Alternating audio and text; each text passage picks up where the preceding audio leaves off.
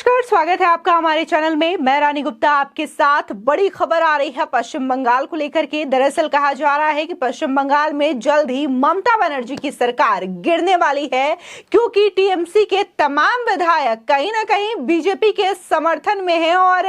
कहा जा रहा है कि 40 से 45 ऐसे टीएमसी के विधायक हैं जो कि बीजेपी का हाथ थाम सकते हैं। आपको बता दें कि केंद्रीय मंत्री निशीथ प्रामाणिक ने यह दावा किया है और उनका कहना है कि 40 से 45 टीएमसी के ऐसे विधायक हैं जो सीधे तौर पर बीजेपी के समर्थन में हैं, बीजेपी के संपर्क में हैं। और उनका तो यह भी कहना है कि टीएमसी अब पश्चिम बंगाल में बेहद कमजोर हो चुकी है और ये ताश की पत्तों की तरह बिखरती हुई नजर आ रही है। आपको बता दें कि यह कोई पहला वाकया नहीं है जब इस तरीके से दावा किया गया है कि टीएमसी के विधायक बीजेपी के संपर्क में हैं और कभी भी टीएमसी का साथ छोड़ सकते हैं। आपको बता दें, इससे पहले बीजेपी के कई नेताओं ने यह दावा कर चुके हैं कि टीएमसी बेहद कमजोर हो चुकी है और उनके कई विधायक बीजेपी के संपर्क में हैं। आपको बता दें कि पश्चिम बंगाल के बीजेपी अध्यक्ष सुकांता मजूमदार जहां ये कह चुके हैं, तो वही शुभेंदु अधिकारी ने भी दावा किया है। इसी के साथ ही अभिनेता और नेता मिथुन चक्रवर्ती ने भी ये दावा करते हुए कहा है कि टीएमसी के कई ऐसे विधायक हैं जो कि बीजेपी से सीधे संपर्क में हैं।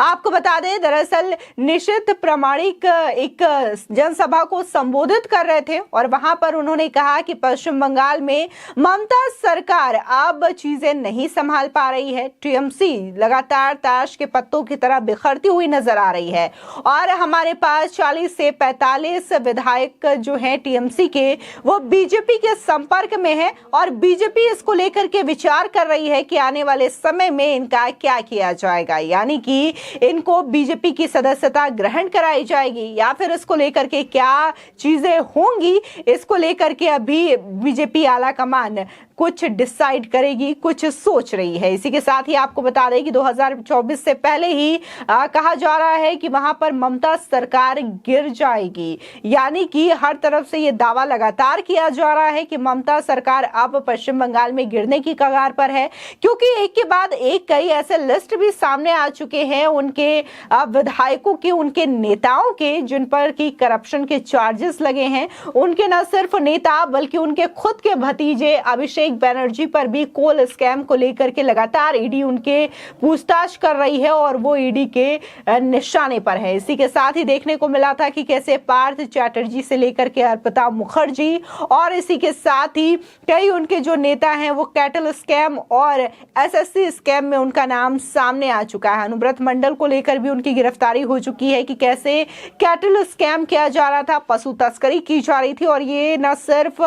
भारत में बल्कि बॉर्डर के इलाकों में किया जा रहा था ये पशु तस्करी, जिसको लेकर के लगातार केंद्रीय जांच एजेंसियां जांच कर रही थी और उन्हें गिरफ्तार कर लिया गया है। हालांकि ममता बनर्जी अपने विधायकों को लेकर के, अपने नेताओं को लेकर के सफाई देते हुए भी नजर आती हैं, लेकिन एक के बाद एक उनके जो भ्रष्टाचार हैं उनके सबूत भी पाए गए हैं और लोगों के सामने भी ये चीजें आई हैं। फिलहाल पार्थ चैटर्जी हो या फिर अनुव्रत मंडल हो, इस वक्त दोनों ही जेल में हैं। ऐसे में ये कहना कि ममता बनर्जी की सरकार कमजोर नहीं हो रही है, ये जमीनी स्तर पर बेहद गलत है, क्योंकि लगातार देखने को मिल रहा है कि पार्थ चैटर्जी और अनुव्रत मंडल कहीं ना कहीं टीएमसी के दिग्गज नेता रहे हैं और जब से टीएमसी बनी है उनके साथ रहे हैं वो। ऐसे में उनका जेल चले जाना ममता बनर्जी की सरकार कमजोर होते हुए दिखाई दे रही है। फिलहाल देखने को तो यह भी मिल रहा है कि कैसे गठबंधन की तैयारियां लगातार की जा रही है 2024 के चुनाव को लेकर के